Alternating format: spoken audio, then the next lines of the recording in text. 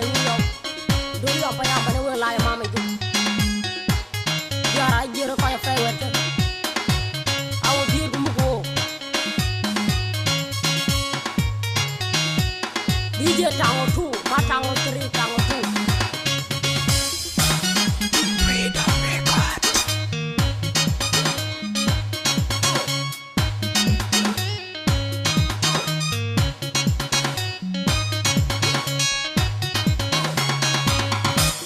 biar ginu bingerial bio kana marro kwanga diwo ku biwo mugerial bingerial bio kuteng ran kuteng lay kuteng det ginu bingerial bio liaje ti kagan met pore de kop ginu bingerial bio ku jolo ngwende liaje ti na wi je met di pati ka jir karam me da bije de ran jam kom bajir karam me da bije de ran jam kiet ku me da yu ma ye bije de man to me da yu ma ye bije de man to wal yel bon mar kon ko mu ria de nyali mo ko kunyal bu ko chun mo riel bon diarwan ka jir ko ria de ma dol mo ko kunyal ka bu ko chun mo ku ken diar ji nu bin ke riel pyo dije tango tu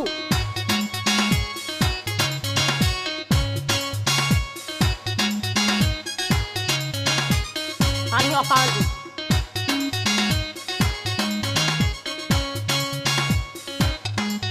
ran tingan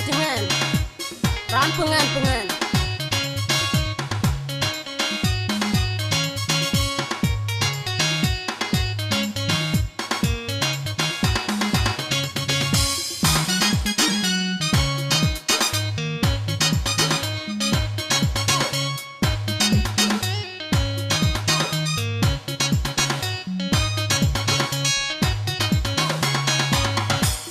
biar ginu bingerial bio kana marro kwanga diwo ku biwo mugerial bingerial bio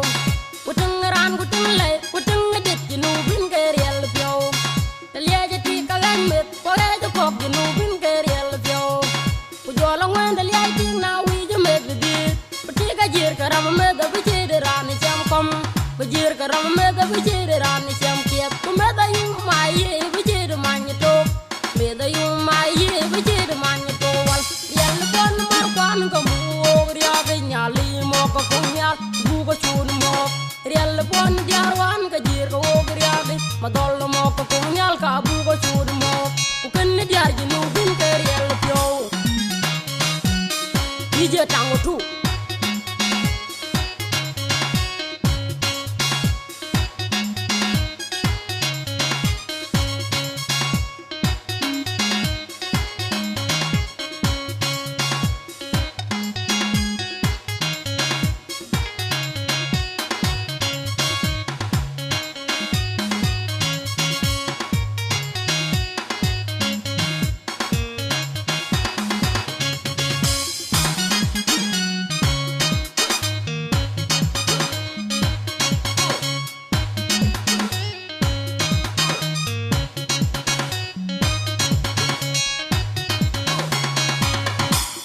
biar ginu bingerial bio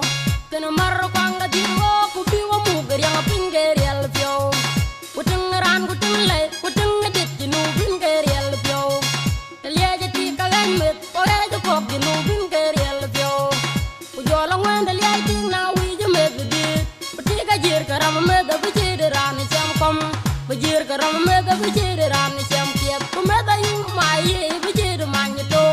me da yu ma ye bije de man to wal yel bon mar kwan ko mu ria de nyali mo ko kunyal